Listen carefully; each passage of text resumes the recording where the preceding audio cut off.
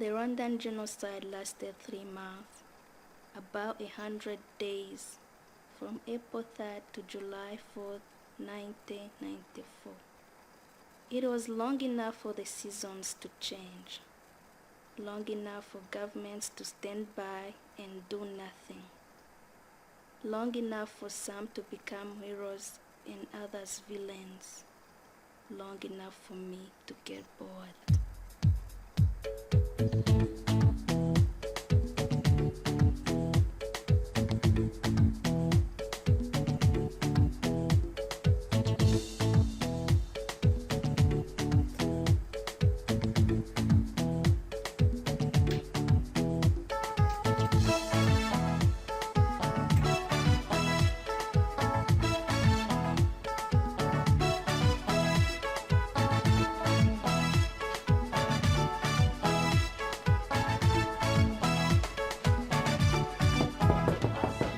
The funny thing about genocide is you never know who's knocking.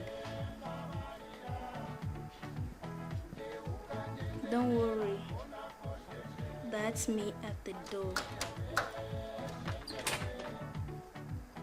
My name is Jane. Mesdames et messieurs, c'est Jeanne d'Arc. That's Oh, not my name. come on.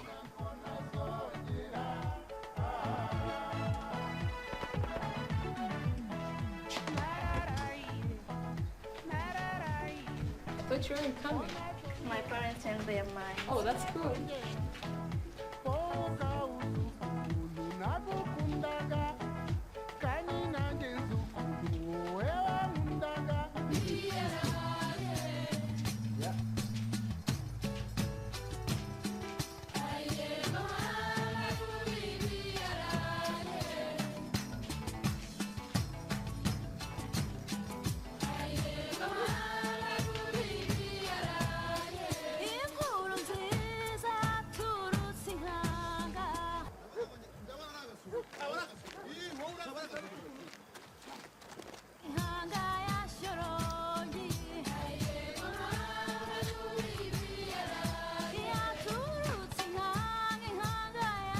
Have confirmed reports that hundreds of cockroaches that were hiding out in St. Famille Church and plotting against our government were stopped by the Patriots.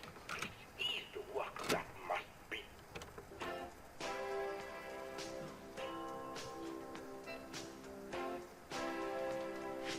Baby, when I met you, there was peace I know. I set out to get you like a fine-tooth comb. I was soaked inside. There was something going on. You do something to me that I can't explain.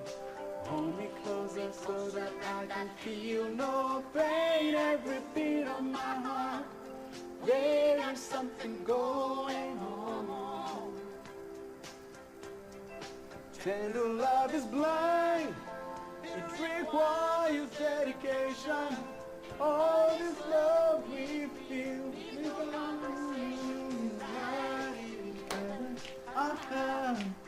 making love to each other. Islands in the stream. That is why we are. No one in between. How can we belong? Sail away with me to another world, and we rely on each other. Islands in the stream. That is what we are.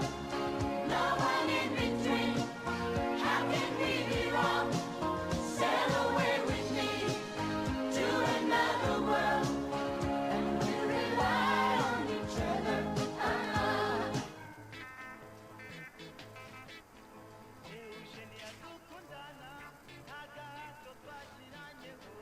Hey, it's coffee soon. Bye. Can't you stay a little longer? No, I can't. It's almost 7 o'clock. Don't worry. I'll walk you home. No. Please.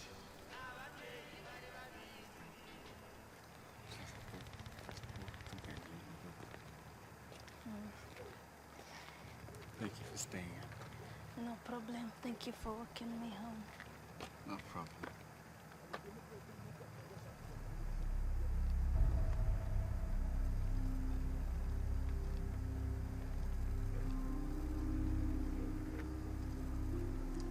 Hey, let's get off the road. This way. This way.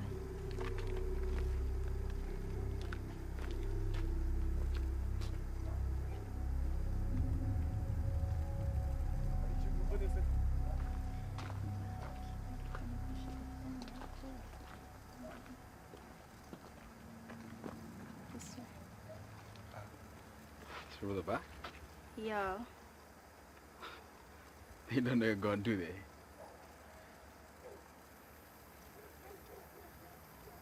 No. Well, you better get inside. Yeah. Wait.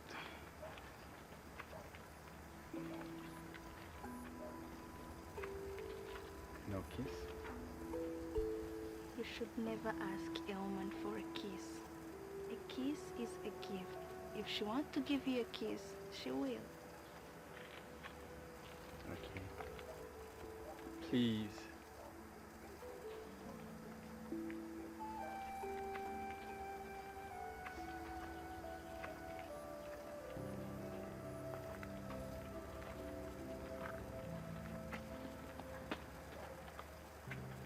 Close your eyes. Close your eyes. You don't know how to follow directions, do you? No.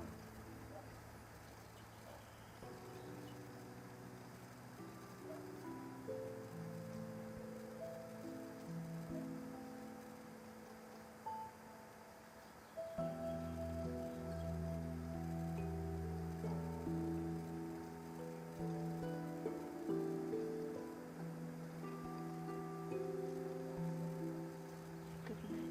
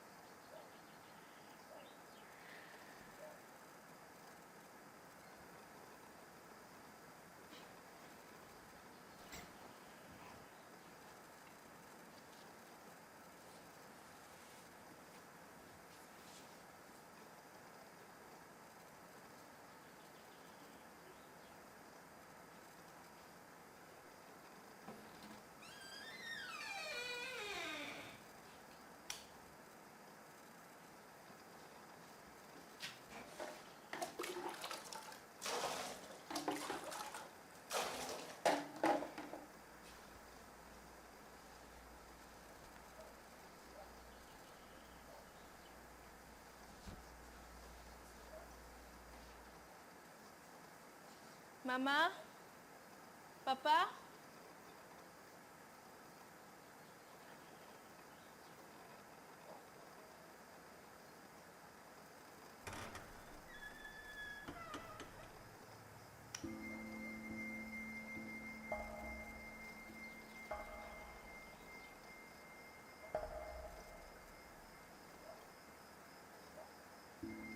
Mama?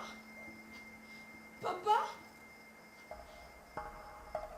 Mama?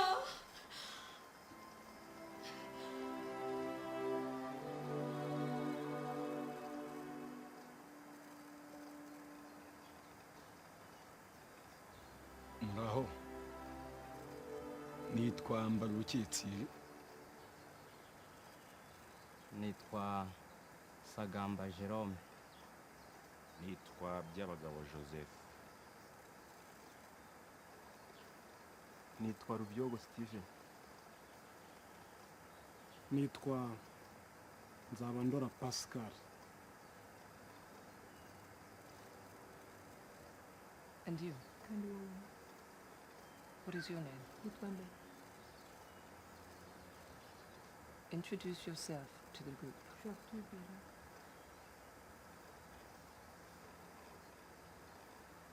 Good morning.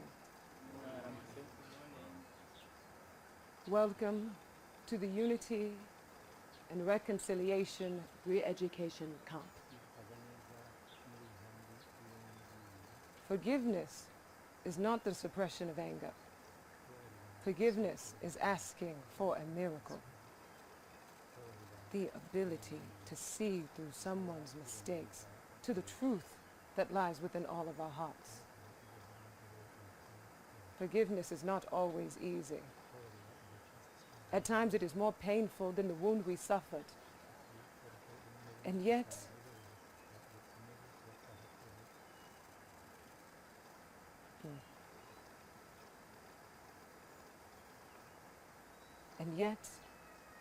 it is more painful than the wound that was inflicted.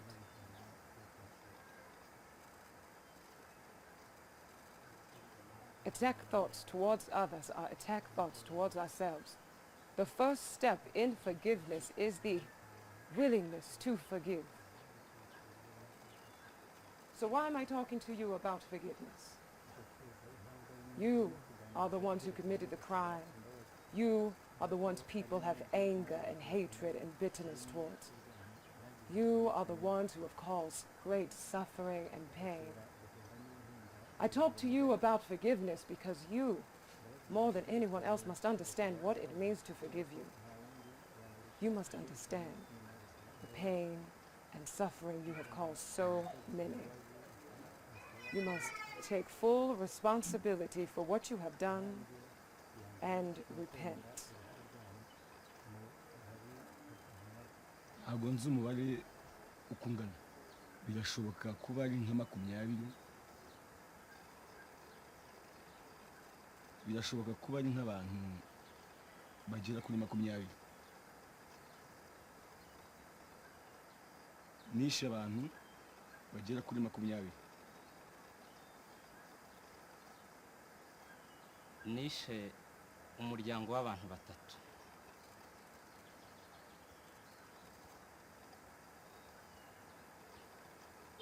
Nishe abantu benshi. Can you take a guess?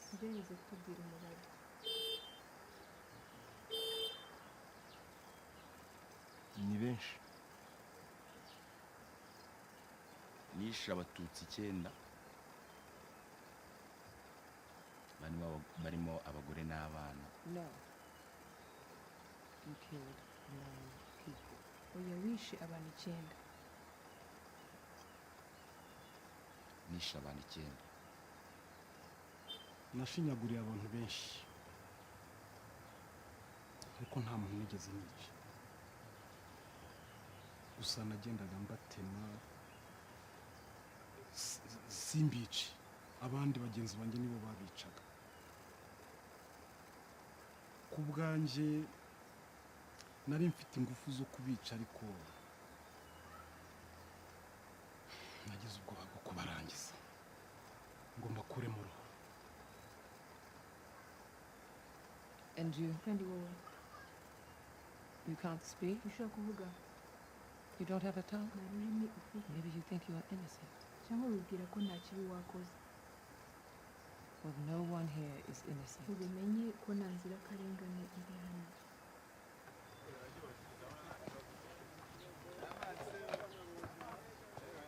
kuki utavuga wenda ntacyo afite cyo kuvuga. Va mu nzira nigendere sha. Va mu nzira se. Gira ngo nigendere.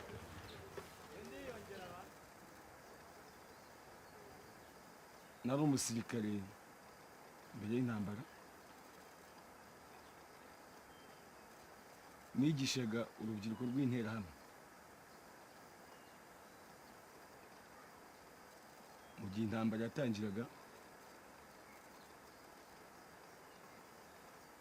nahawe lisite y'abagambanyi haba mu ngo zabo mu mashuri ndetse no mu nsengero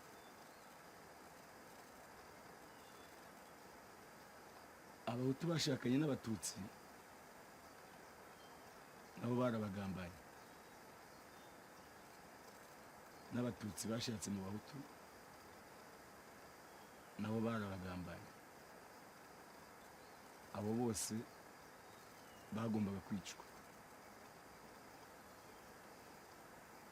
narindi kuri bariyeri Nyamirambo mbona umuryango w'abantu benshi baje mu modoka bari abatutsi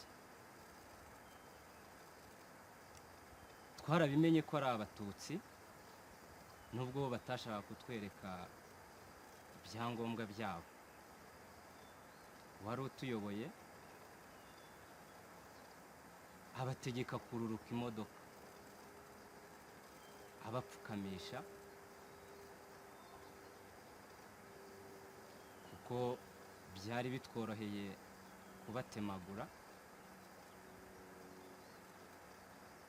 cyane cyane abari bato ari bagufi nkanjye wari uyoboye igitero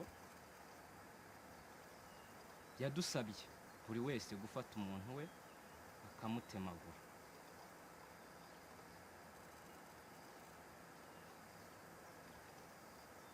nuko afata akana ke gato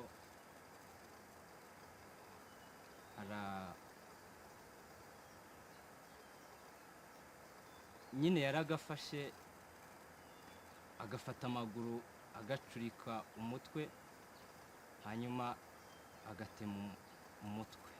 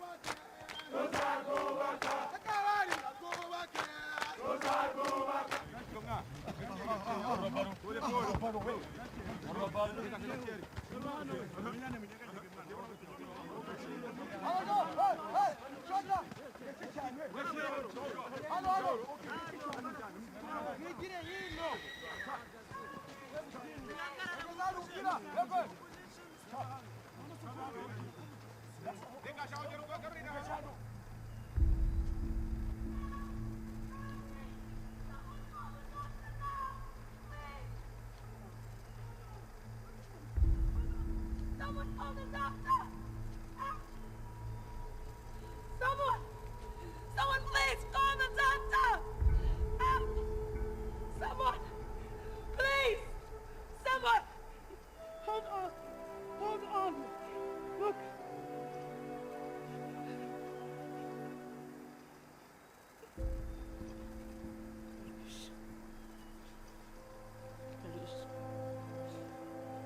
ufashe uruhinja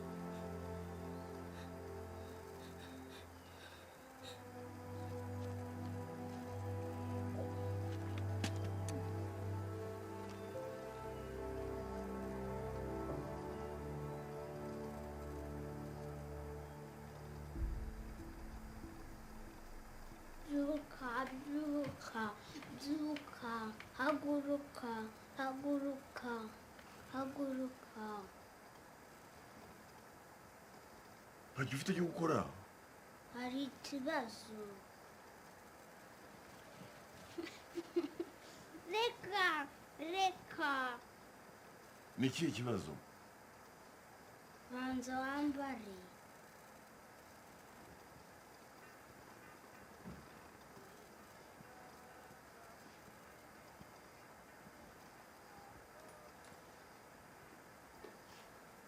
habaye iki reba ibyo wakoreye korani ya mushiki wawe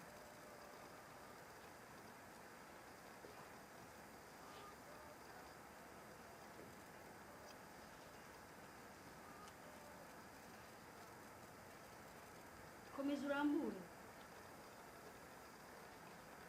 kandi n'umwe muri aba bahungu wabikoze ntabwo ari twe ntabwo ari njye n'umwe muri abo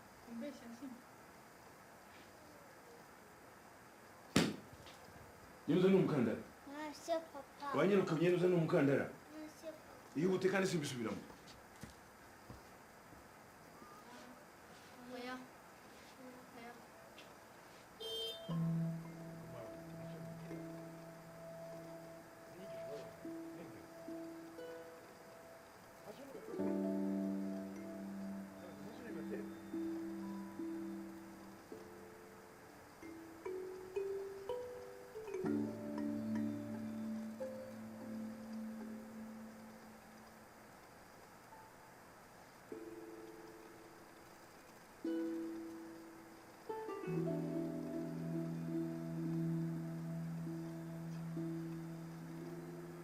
niko mwabana mwe nta soni mugira n'inyigisho babahaye n'indero nta soni koko pe ndabaza nta soni bibatera Yabanje.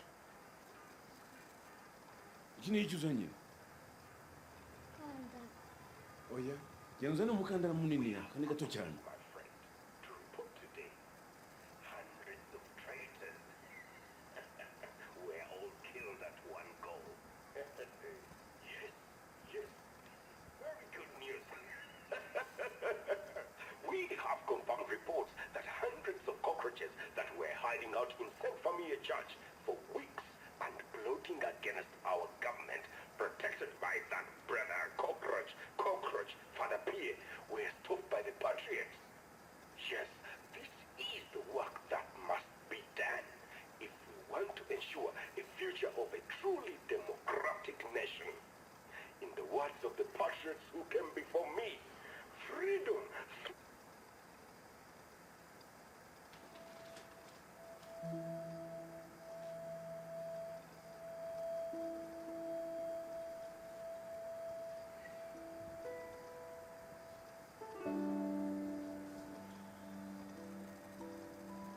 mwabana mutonye ikiganza mwabana mutega amaboko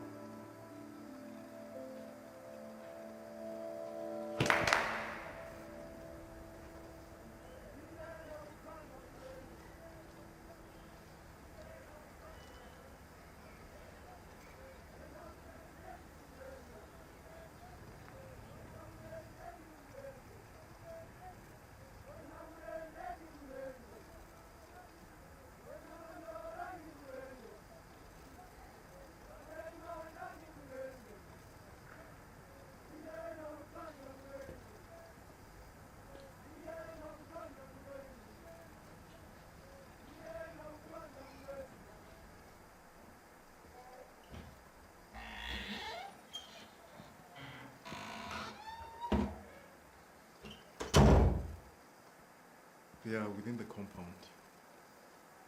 The last UN soldiers must have left by now. Why are you not with us out there? You are a very lucky man that I'm helping you, allowing you to stay here. If you are not a man of the club. Father, you know they call me Brother Cockroach, even when I'm not looking. Do they? Yes. Yesterday at the roadblock, I saw a man killed. A Hutu man. Killed for refusing to lift his machete and swing with the others. The killers had caught a woman who thought she could pass as a Hutu. She had refused to give her identity card. They could tell, I could tell. I could see by her nose. This man, he stood back from the others, and when they were done with the woman, they killed him. Father Bertrand, why are you telling me all this? Have no fear. I'm telling you because I have taken great risk to help you. Stay here. You'll be safe. I'll go and talk to them. Thank you, Father.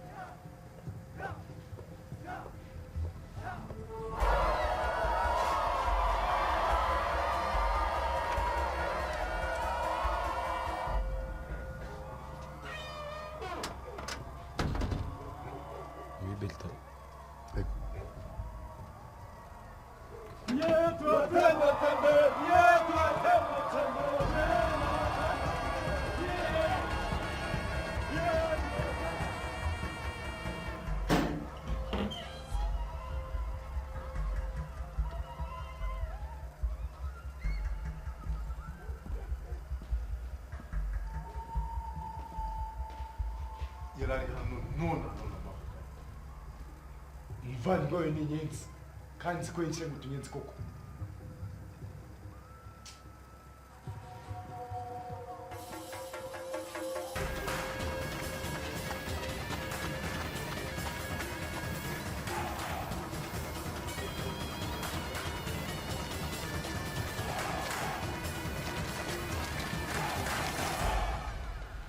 Salam alaikum. Wa alaikum salam. We're quickly running out of water. How long do you think we can last? Maybe a few more days. We will not survive ourselves if we keep letting these people in. There's no food, no medicine, and quickly no water. Thank you. But Thank you.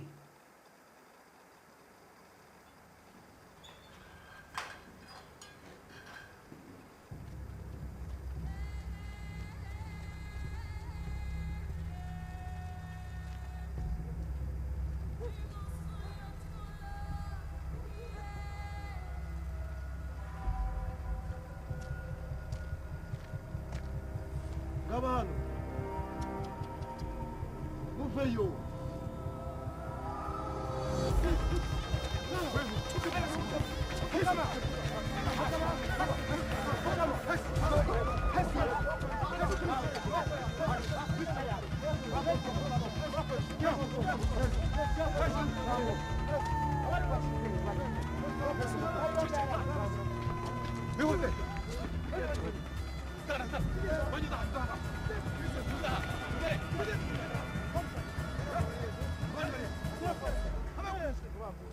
rwose mbabarire ni umupadiri. Wa mupadiri inyenzi barimo bashakisha. Wese wa mupadiri inyenzi barimo bashakisha. Wa mupadiri w'umututsi uri kuri liste yacu. Byiza cyane. Uranyibuka? Yenda kwibuka. Ariko ndibuka isura yawe, mbabarire ntabwo nibuka izina. Njyewe ndakuzi. Nazaga mu rusengero rwawe nkiri mutoya. wahoraga uvuga ko uri mwiza kundusha cyangwa se kuruta abandi bose.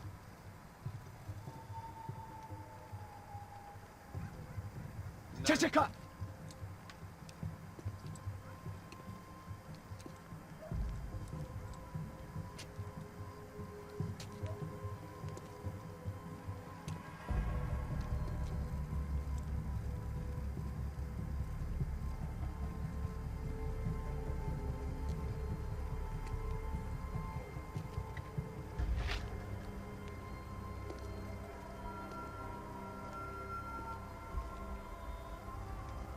Nta kanzu, nta gishura, wabikuyemo kubera ko binuka cyangwa washaka kugira ngo ubone uko wiyoberanya?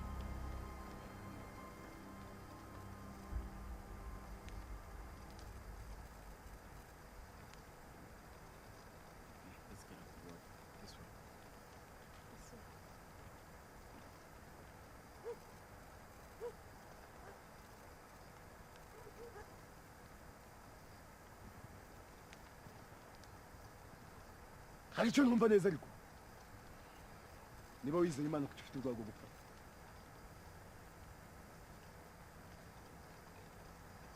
ntugire ubwoba ndakakugirira vuba.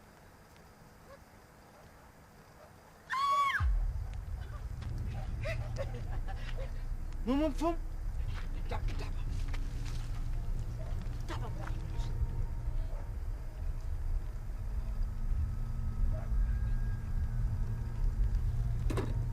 iyo urupfu ruje ruzira bose, iyo ubuzima buje buzira bose. Muratekereza ko ngewe nzanye n'iki? Muratekereza ko nzanye urumuri?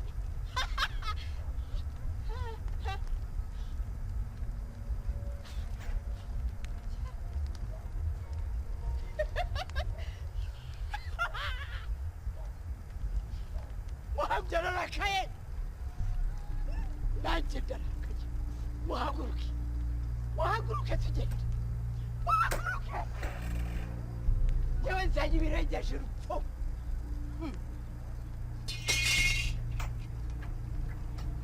Satana turimo, muhaguruke tugende. Murebe umwana, murebe aho bari, nimurebe aho ari. Muhaguruke, muhaguruke.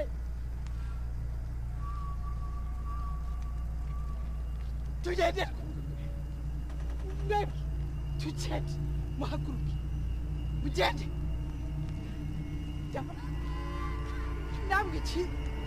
Satani, muhaguruke, muhaguruke. Tujya kureba umwana kandi ndababwiza ukuri. Mwebwe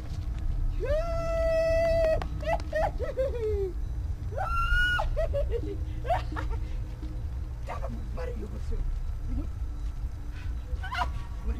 ndabamariye ubusi wa none.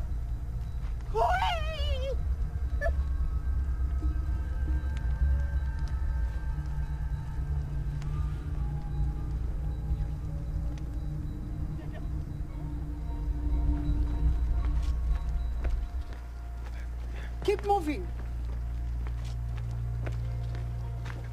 What is she taking us? I don't know. Do you think she knows magic? We are in Island too. Shh, quiet. Where are we going? Where are you taking us? We have the right to know. You can go back, or you can come with me. Your choice.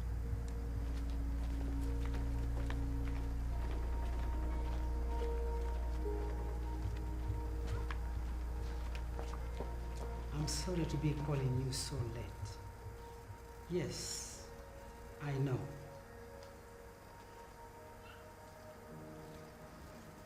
It might give you problems with your superiors, but I must ask you for a personal favor.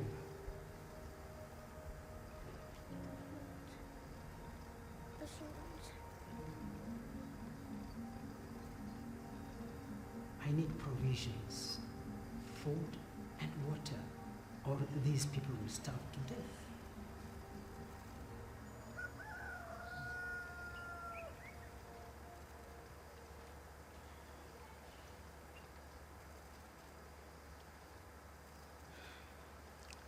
morning. Good morning.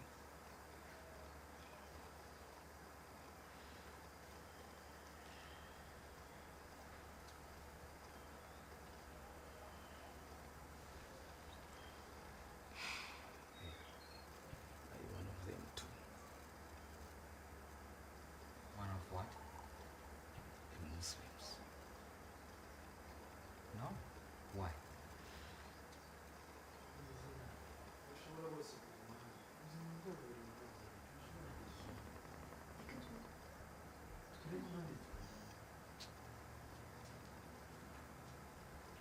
Listen, everyone. We leave before curfew. We are taking you to the mosque. It is safe there. Safe? Are the Americans still there? The Belgians? No Belgians, no UN. But it's safe. How do you know? Yes. Nowhere is safe. Wajya muri hoteli mwikorera ko n'ubusa ashobora kuba ari kwa Do you have a lot of money? kada uriya muyobozi arafata abatutsi bafite amafaranga menshi gusa n'abashyiriwe amafaranga barabasohora bakajya guhura n'interahamwe hanze. You can't stay here. I cannot look after all of you. Many people are seeking for shelter in the mosque. The Mufti, Pastor Ned. What?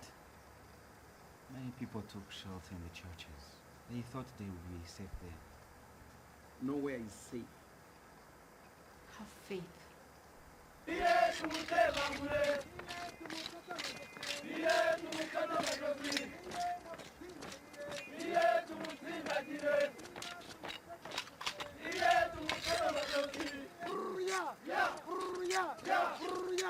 Tuwazirinde, umwanzirinde, mwiye tumukatagure, mwiye tuwafemeze, mwiye tuwatebate, I wish we could do more. Every bit helps.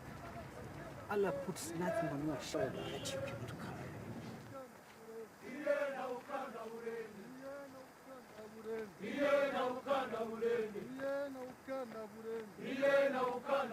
Zompatiri Unyenzi, Zompatiri Unyenzi, Buriya, Zompatiri Unyenzi, Zompatiri Unyenzi.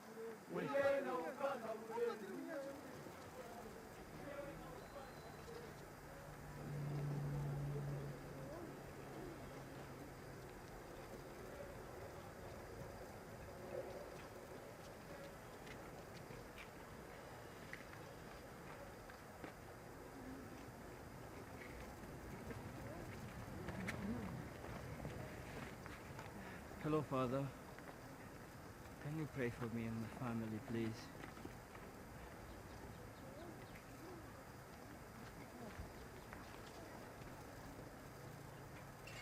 Wait! Please let us in. Please. Come in.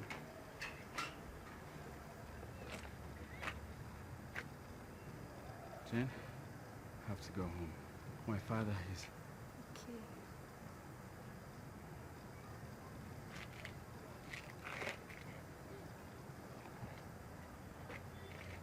Thank you.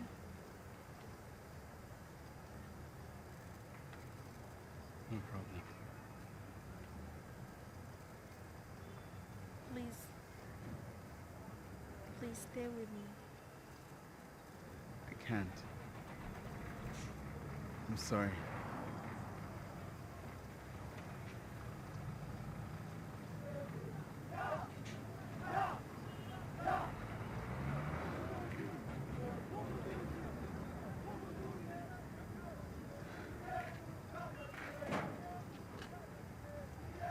You owe me a kiss.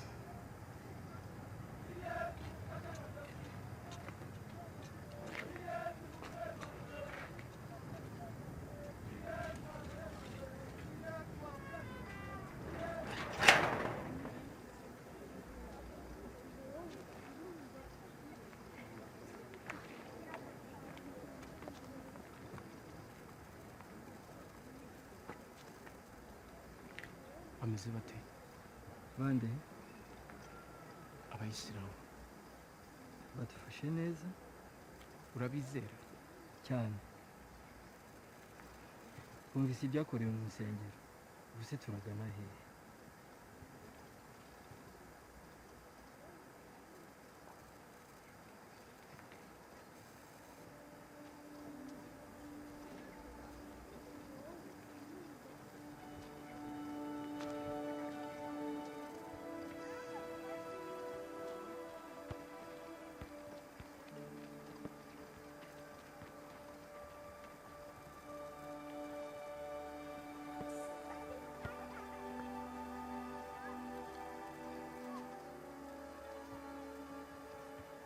Welcome. Father, is it? Thank you for taking us here. I hear you're from Saint Famille Church. The Tutsi priest? Yes, but there are not many of us. Well, I heard what happened there. I don't confuse the word of God with actions of man. Often it can be very different. There are people of many faiths here, many Catholics and Muslims, some Tutsi, some Hutus. We have managed to survive many days, but people are losing faith. Would you consider providing counsel, or maybe give summons to those who seek it?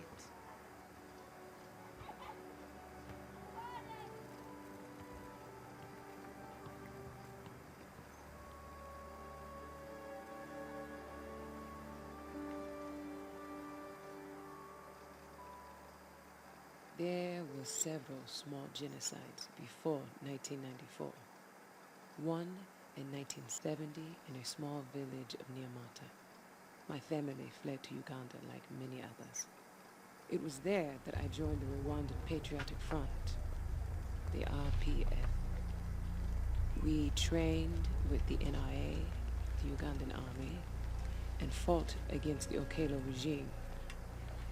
But mostly, we waited for the day we could return home.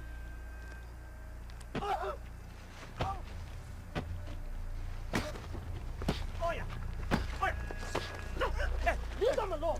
Don't defend this coward mob. Leave them alone! It is not our job! They're killing children. They're raping women.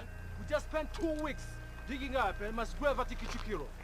The last count was 8,000 bodies. And do you want to defend them? I am not a judge. But some people might see what you are doing right now and call you a monster. Keep walking. Watch out!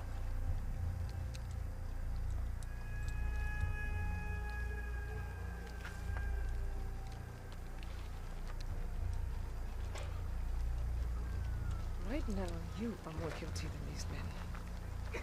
We didn't see what they did, but I see what you are doing. We are not here for vengeance. We are here for justice. These men are our prisoners. But they are men and ought to be treated as such. You know you are talking to a rich man? Then act like one.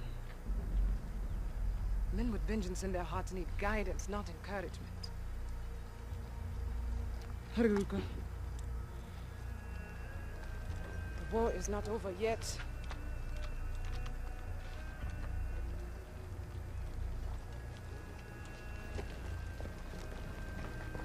Sir, thank you very much.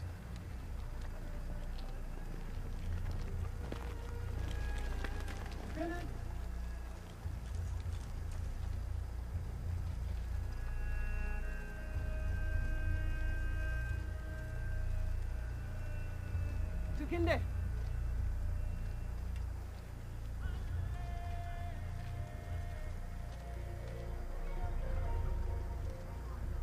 There's a wall on the south side that separates the front and back of the church.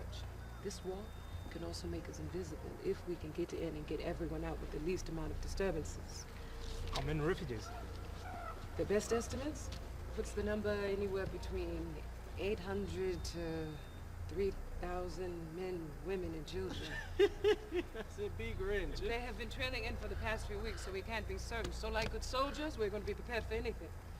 What we do know for certain is that there are 150 or so militia waiting outside for reinforcements, guns, grenades, and waiting for their moment to attack. And anyone who has tried to leave has been killed. Only 150? The number fluctuates as they come and go. So our best chance is a late night operation. Let's do it. Okay. We move tonight. Who wants to take point on this one? I will do it. Let someone else take. I said I will do it.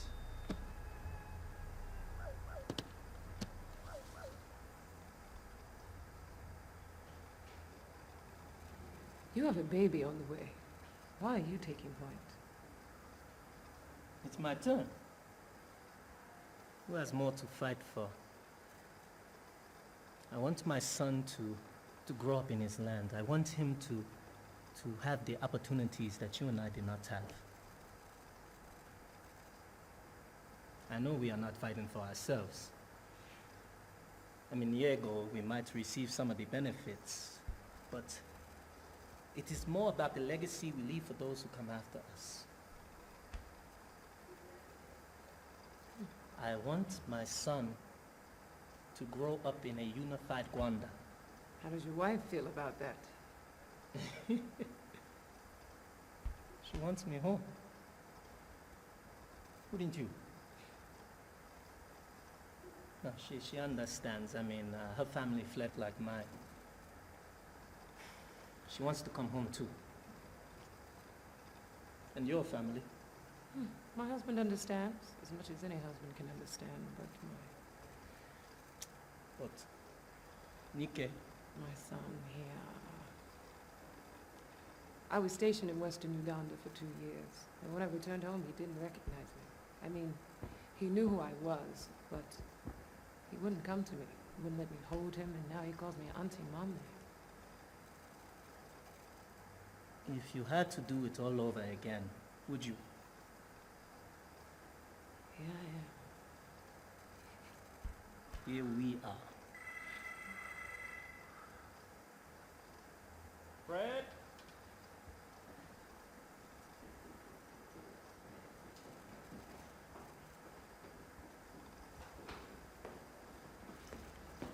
Olkosi.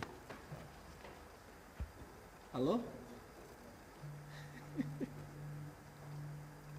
I'm cool.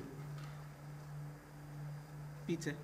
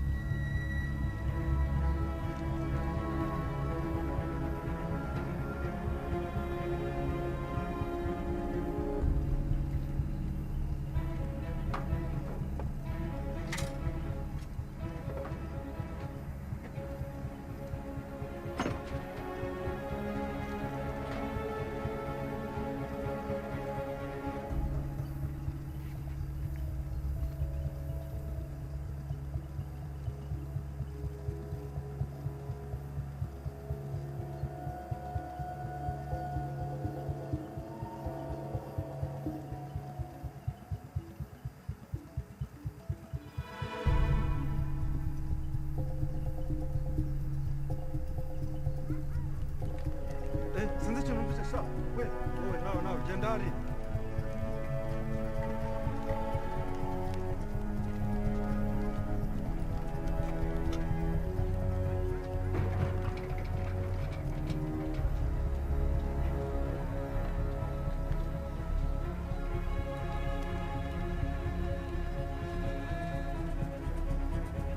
They're coming! Keep them back!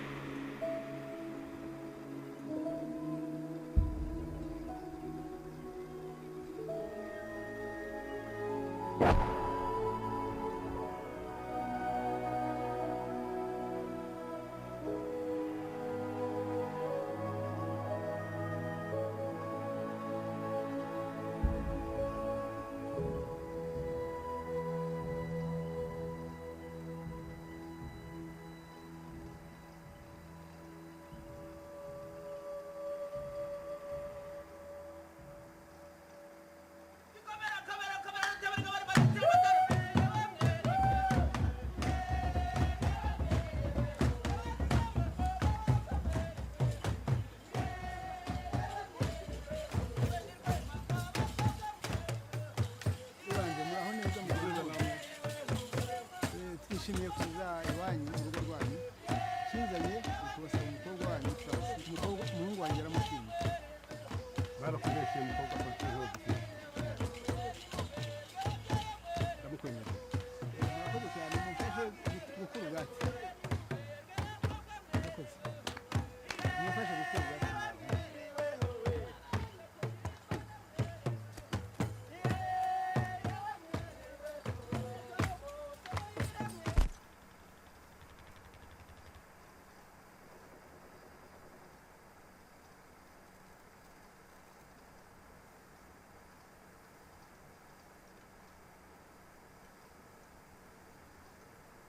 So you have nothing to say? After all that I've just said, you have nothing to say. What am I supposed to say? Something. You seem to have it all figured out. So anything I say will make the situation worse. And why do we have to talk about this now? When are we supposed to talk about it? When you're ready? Or when you figured out some more lies to tell me? Or do you want to talk it over with your mistress first? Let's call her. Or better yet, invite her over so I can talk to her face to face. Or better yet, tell me where she lives. I'll pay her a visit. Are you crazy? You see what's going on out there? Please don't. Don't use what's going on out there as an excuse. You weren't thinking about politics when you were sleeping with someone else. Please keep it down in there. So what is she? It doesn't matter. Of course it matters. You say mattering the minute you lay down with her. It doesn't matter. She Hutu. She is a Hutu. You dog. Keep it down. What? You don't get embarrassed? You don't want anyone to hear? You should have thought about that when It was you a were... mistake. And I'm sorry. But this is not the time.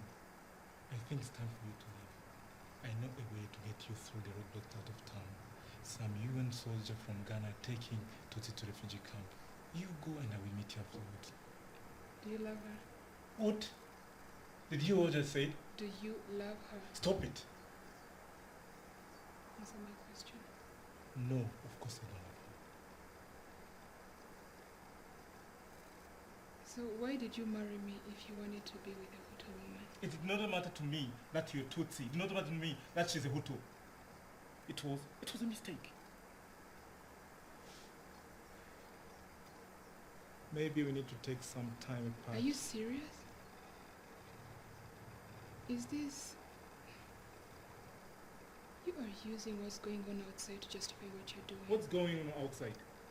You think I am using that? I want you to be safe before things get worse. So you want me to leave so you and you... Pack a small bag. Why? We're leaving tomorrow. Where are we going? To a safe zone. Where are you going? I'm going to Delphine's house. I'm staying off the road. I'll be back before curfew. No, it's too dangerous. But we have been stuck in this house for weeks. Please. Your mother said no. But... No! What did you say? Nothing. I'll be in my room.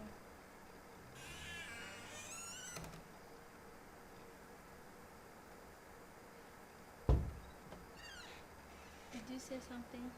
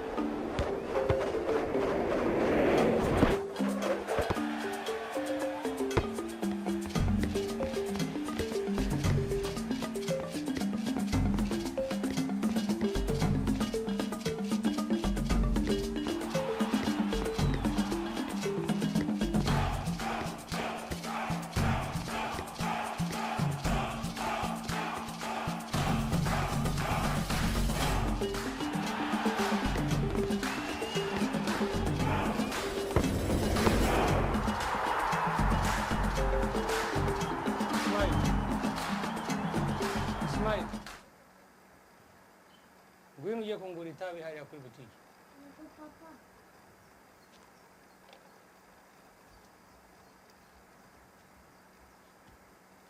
Ugaruke vuba nta gutinda mu nzira. Urumva?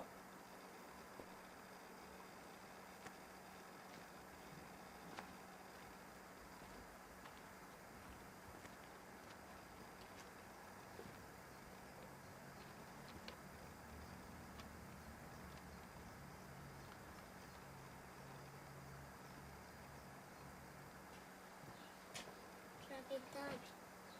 Byanga se sha. Bw'ijana.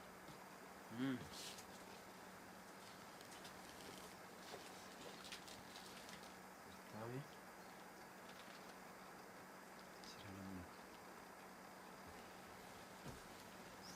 Fumbatiza utayata? Cedric arahe? Oya, aha ntago hakiri kwa Cedric, ntawe uhari.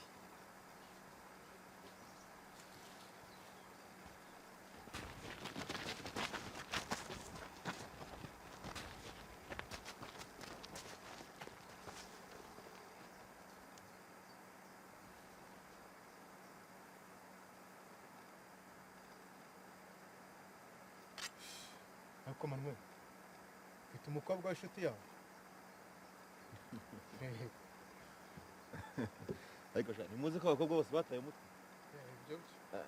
Ariko hariho nari mfite mu minsi ishize nuko ari inyenzi ivanze naramuretse. Reka kubeshya. Uravuga ni inshuti yawe kuko ari wawe. Ceceka aho ngaho ntaguca umutwe. Ntaguca umutwe nkakubagira ibisiga. Nta soni. Oya mudasubirana. Mudasubirana.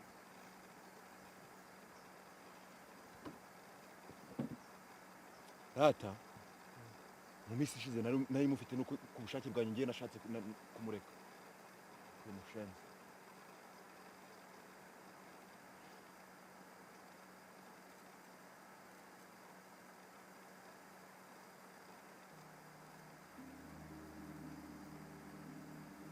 Ntabwo nkunda inyenzi.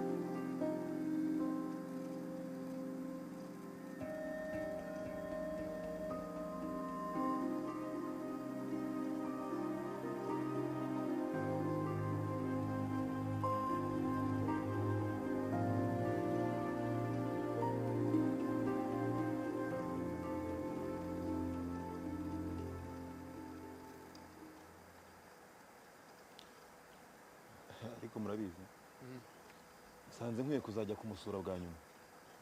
noneho nagerayo nkagira ngo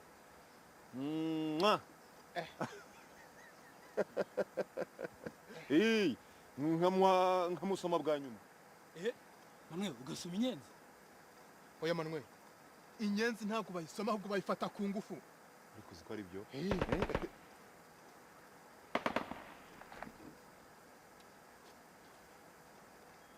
Niko nta masasu mwumvishe?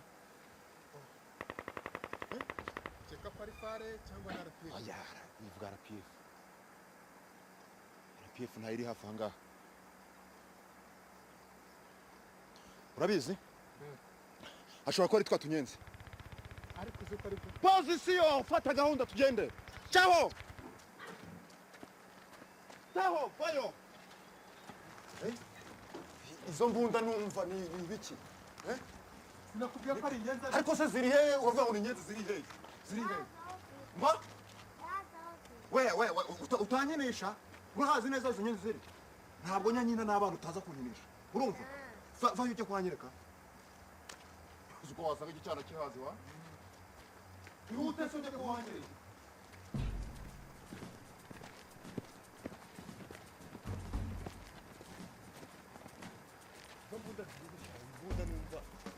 Imbunda zisakuza.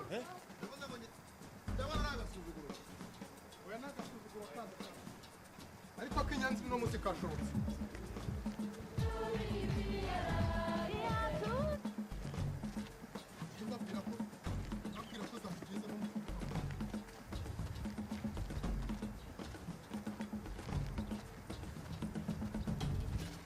Yewe. Hey. Tugende tubafate.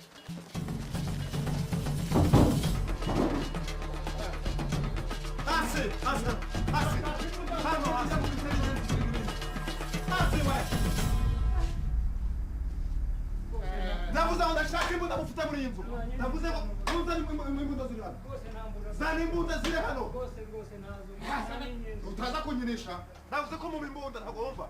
Ismail icyo wabwiye abagabo. Kanyinisha Ismail wababwiye iki rwose abagabo wababwiye iki?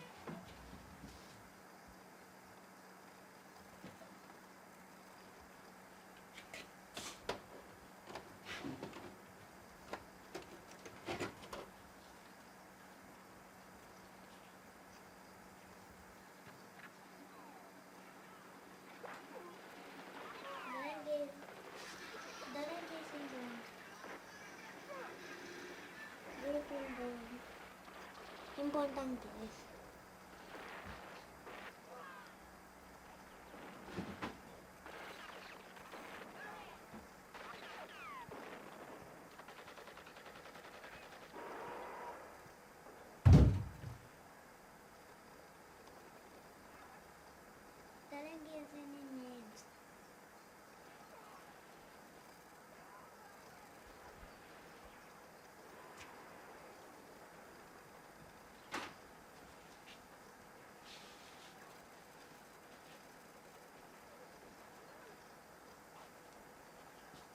Papa, they will notice how.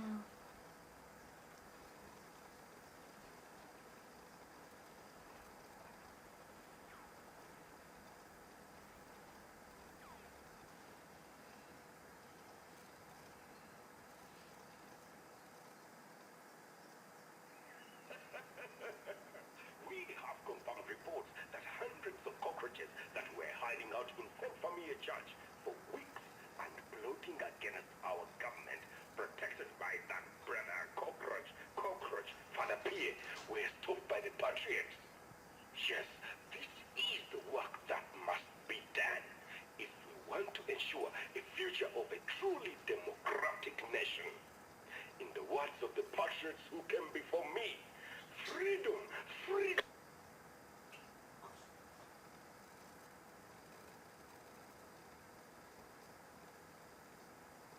Gana umutega amaboko.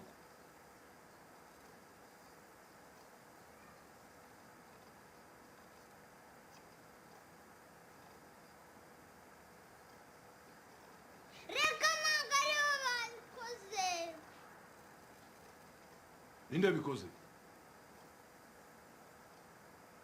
Subiza, ninde yabikoze? Vuga cyane sinkumva.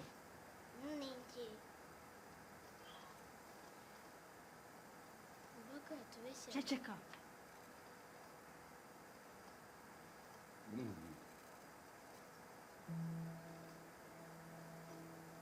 Kuki wavugishije ukuri?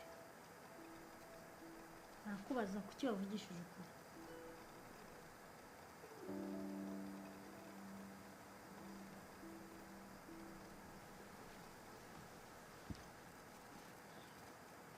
Mbwira kuki wavugishije ukuri?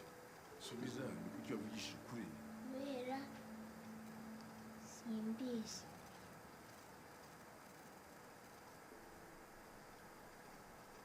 Ibyo bintu wakoze ntabwo mbyishimiye. Ndaza kuguha igihano nimugoroba.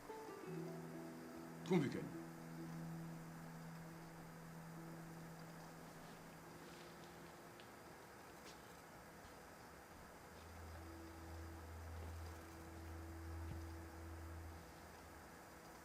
Assalamu alaikum. Wa alaikum salam wa rahmatullahi wa barakatuh. Ndabashimiye kuba mwaje mwihuta. Nabatumiye kuko numvise ko mu mihanda hameze nabi. ariko ntangiye gutekereza ko ubu bwicanyi buhari bumaze kuba icyorezo. Umwe mu baturanyi banjye ni umuyobozi w'interahamwe zicana. Mu minsi mike yashize namubonye ajya kugura za bombo z'abana be n'abana b'inshuti zabo b'abatutsi. Ndumva twarengera abatutsi mu buryo buziguye. Yindi mpamvu itumye batumira nuko mu gitondo hari amakuru mabi numvise y'abantu bishwe mu kiri muri katedrali. Niyo mpamvu nahinduye.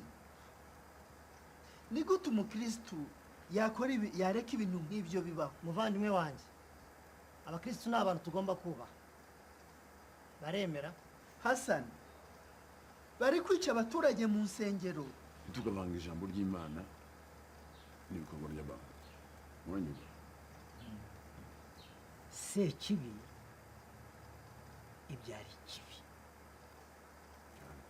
Twese tuzi ububi bw'ikibi. Naho mwene muntu we ibyo ntawabitinda.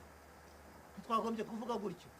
Hari n'abakristu barokoye ubuzima bw'abantu, kandi mu bitero by'interahamwe hari abasilamu bagaragayemo. Ibyo ni ukuri uvuze, ariko ni bake cyane muri twe bivanze muri ibyo bintu. Interahamwe ubwazo nta nubwo zitwizera. Umuturanyi wanjye kugeza n'ubu ntabwo araza kumbwira ko twakwivanga muri ibyo bintu. Hari ubwo yaba akeka ko ndi umututsi wihishe. Ahubwo ntiyakwegereye kuko wari umusilamu. Hari amoko atatu mu Rwanda: abasilamu, abatutsi n'abahutu. Mbabarira. Umbabarire. N'abatwa barahari. Mumbabarire. Natwe banyangufi turiho. Ayo moko atatu, abatwa n'abasilamu n'abandi, tugomba kurengera abatutsi b'abasilamu kuko banzwe cyane. Simbyemeye. Iki? Oma, sinzi urwango ufitiye abatutsi. Sinanga abatutsi. Umwiryano turimo ni abakoroni b'Ababirigi bawutuzanyemo, bapima amazuru, bagapima amatwi, bagapima imbavu, noneho bakageraho bavuga ngo abatutsi b'imbavu ndende nibo bagomba gukora mu biro, abahutu kubera ko ari bagufi ngo bagahinga, bagomba kujya guhinga, noneho abatwa ngo bagomba kuba mu mashyamba bakarya ibiti bakabumba. Ikibabaje rero ni uko ibyo bintu kugeza na none ntacyo byadusize. Kuva aho bagendeye natwe turacyabigenderamo. Ayo moko, yewe data ni umuhutu, mama akaba umututsi. ubwo jyewe ndi iki? Ayo moko nubwo ntacyo avuze ariko arahagije kubicisha. tugomba gufasha imfubyi n'abapfakazi nk'uko Allah abivuga. tugomba kureka kubivuga ahubwo tukagira icyo dukora. Ni iki muteganya gukora? Osman, wavuze ko tugomba kurengera abatutsi b'abayisilamu. tugomba kurengera abatutsi ukagarukiraho. Yego, reka tubafashe bose, ariko se gute? nyamara Osman yavuze ukuri. twagombye gufungura ingo zacu tukabwira n'abayobozi b'abasilamu ko bafungura imisigiti kugira ngo babashe kurokora abatutsi bari mu kaga n'abandi bose barimo bahigwa bazira uko baremwe. ni izihe ngaruka twagira nto kubera ko twahisha abasilamu gusa? Mu musigiti Allah ni nyirimpuhwe nyirimbabazi, adusaba ko tugira impuhwe tukagira n'imbabazi mu nzu ye. byaba ngombwa tukazana n'abagabo tukabahishanya n'abandi. koko no mu musigiti? Nyakubahwa mufti, uzakora iki? bavandimwe banjye, Hasane yavuze ukuri. tugomba gushyira hamwe tukarwanya akarengane. Bana mufti rero, iki ni igihe cyo gutekereza. Ukuri ni uko uramutse uvuze interahamwe nabi waba ushyize ubuzima bwacu twese mu kaga. sinzi ibigomba gukorwa.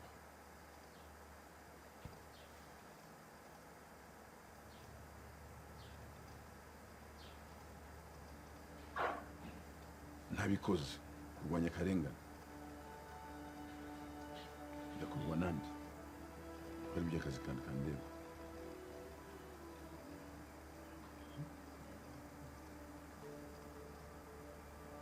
Allah Akbar. Nshuti ba Islam, uyu ni umwanya utoroheye buri wese. Abantu baricana, abana n'abagore nibo bahitanwa n'ubwo bwicanyi. Bavandimwe nshuti ba Islam, ndabakangurira mbasaba yuko mutarangwa n'ubwo bugizi bwa nabi. twibuke ko Allah yaduhaye twese uburenganzira bwo kubaho kandi tubana tubahana umwe ku wundi, ndetse kandi tunafashanya. nk'uko mubizi, Islamu ni idini iharanira amahoro n'iterambere. nurangwa n'ubwicanyi uzahanwa kimwe n'uwishe inshuti, abavandimwe ndetse n'abaturanyi. Aba-Islamu ni indorerwamo y'ibiza byose nk'uko Imana ibivuga. none bene data, mbasabye ko mwese mwaba indorerwamo n'urugero rwiza nk'uko Imana ibidusaba. murakoze. Représentant légal u Rwanda, Mufti Sheikh Tembo. And with that signature, our lives changed. When the war was at its worst, when there was nowhere else to hide, it became the safest place for Tutsi, Hutu, Muslim, and Christian. That is where we met and how we came to know each other's stories.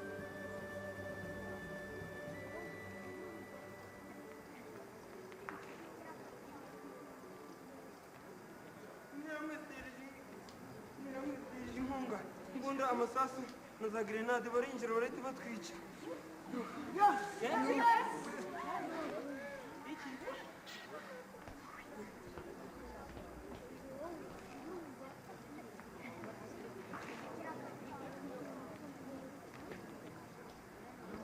Thank you for coming.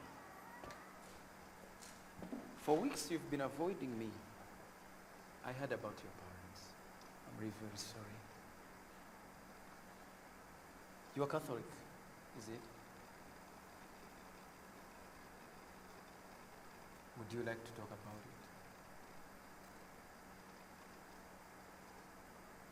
it? Bless me, Father, for I have sinned.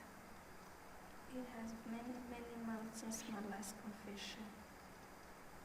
I lied to my parents. I didn't get a chance to apologize. I snuck out of the house, and when I came back, they were gone. I'm sorry. I didn't mean to. It was selfish. My child, you are forgiven. God has forgiven you. Your parents have forgiven you. And for your penance, you must forgive yourself. Would you like to light candles for me? In this misery,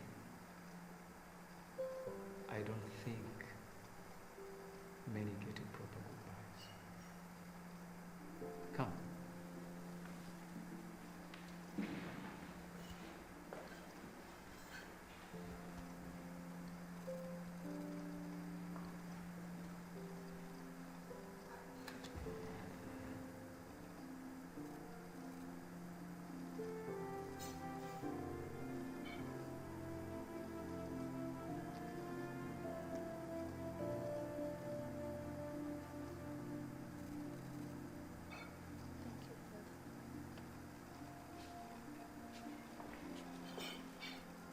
Father, they told me your story.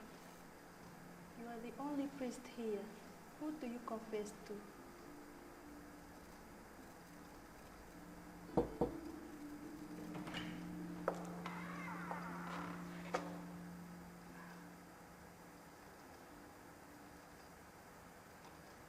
That girl has been through much. She's stronger than most of us.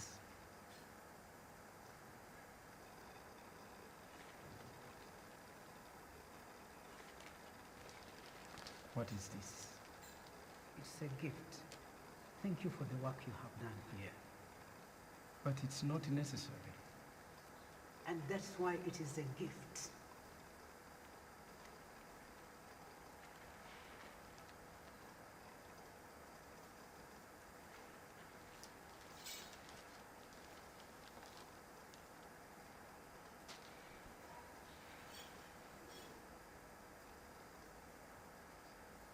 Thank you. I figure you might just as well dress the part.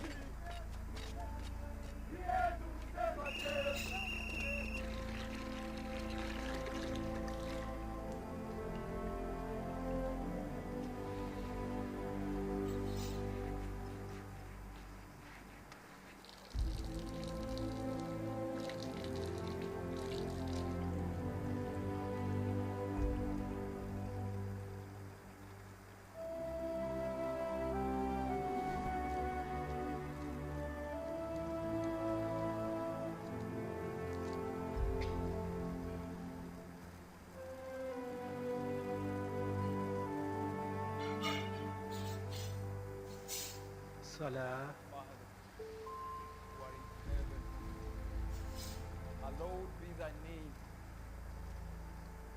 Thy kingdom come. Thou will be done on earth as to be done in heaven. Allahu Akbar. Give us our daily bread.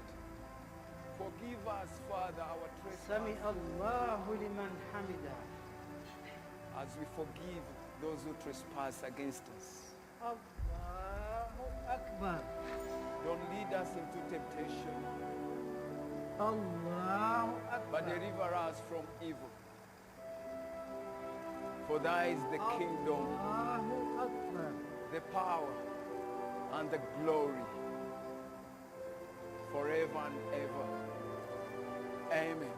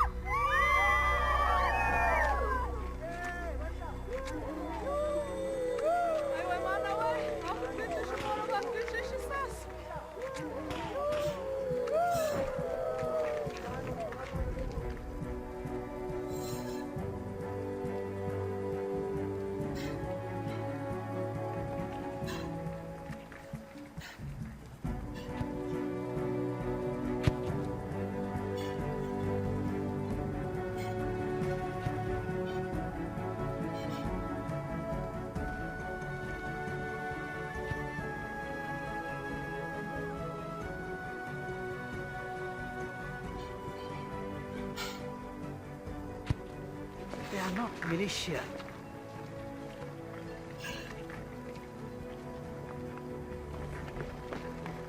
Who's in charge here?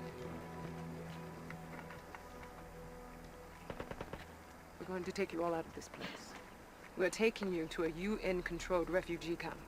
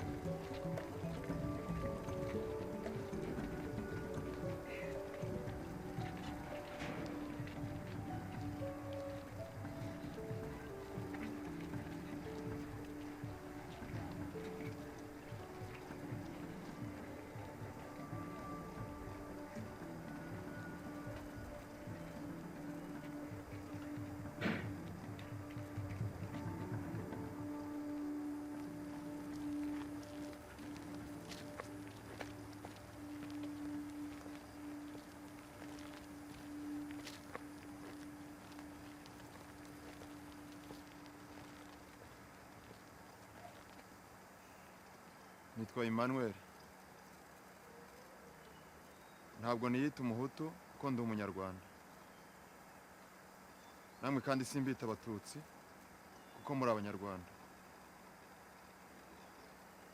Mpagaze aha ngaho nemera ibyo ndegwa byose bibi kuko narabikoze.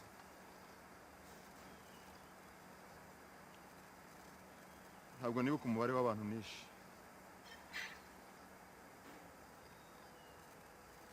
Mbonye umwanya mwiza wo kwigaya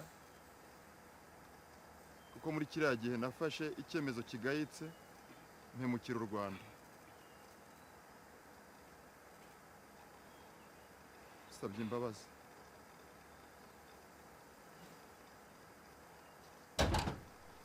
Urashakira mu nzu yanjye? Ndashaka umukobwa wawe w'inyenzi. Ushaka kuvuga ngo icyo mu nzu yanjye? Ntukajye uvuga ngo icyo mu nzu yanjye.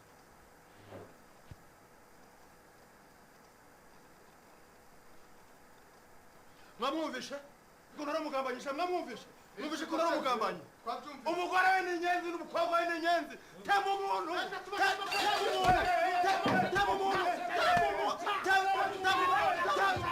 Tema umuntu!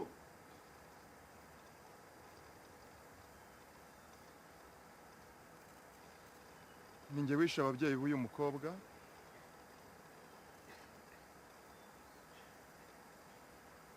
Ninjye wishe ababyeyi b'uyu mukobwa. Nsahura imitungo yabo.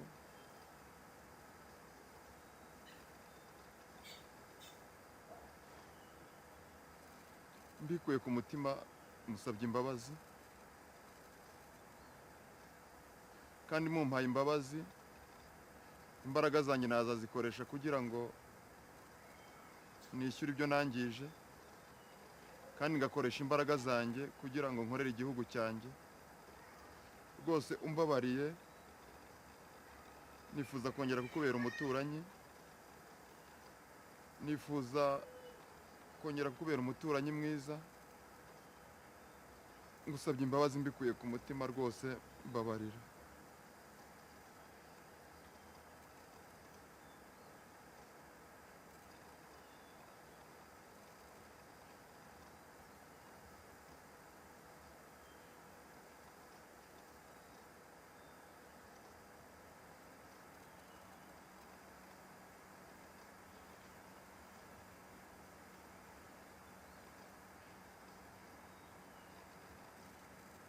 Mbikuye ku mutima wanjye,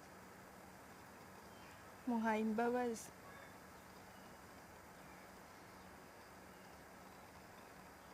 Uzaba inshuti yanjye uko ariyo kuri mama na papa,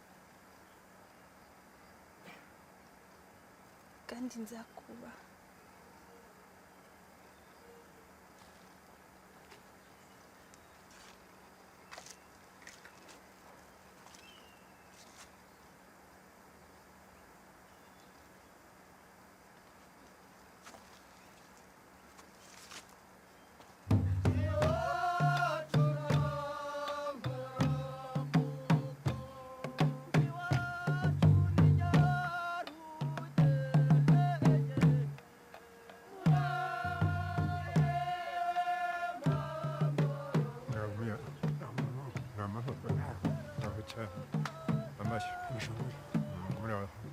Wanyu murakomeye. Uragenzwa n'iki? Nje kugusaba umugeni umukobwa wawe witwa Jeanne. Jeanne? Wibeshye, nta Jeanne kugira. Umukobwa ngira hano, reka mukwereke. Umukobwa ngira muri ubu. Oya ntabwo ari uyu. Jeanne ntabwo ari uyu. N'uyu. Oya. Undi mfite dore nawe n'uyu. Uyu nawe ntabwo ari uyu. Ahubwo uriho urabyimura uranyereka abatari. Oya n'uyu ntabwo ari uyu. Uyu ni umukecuru kandi nshaka umukobwa. Wimbeshya umukobwa wanjye arahari, mu nzu rwose arahari. Barabimbwiye, afite base wabo, afite ba nyirasenge barabimbwiye. Reka tuguhe Jeanne wasabye. Murakoze. Nimunkomere mu mashyi y'abantu muri aho mwese.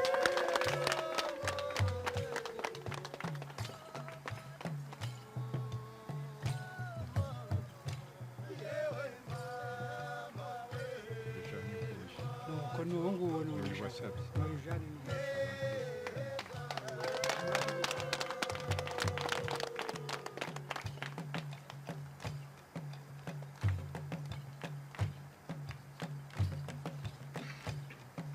urakoze cyane Mahamudu cyane umukoro ndimo mumpera amashyi mu timu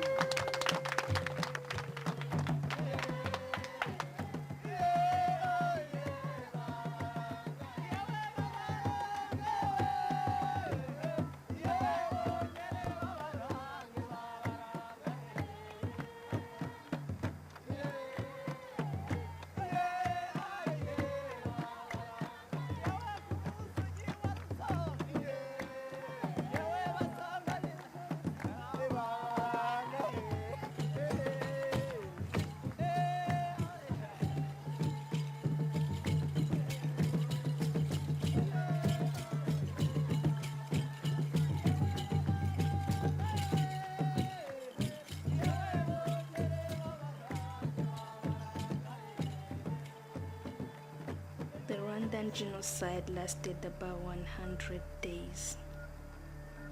It was long enough for the seasons to change, long enough for over 1 million women, children, and men to die, long enough for some to question their faith, long enough to question God.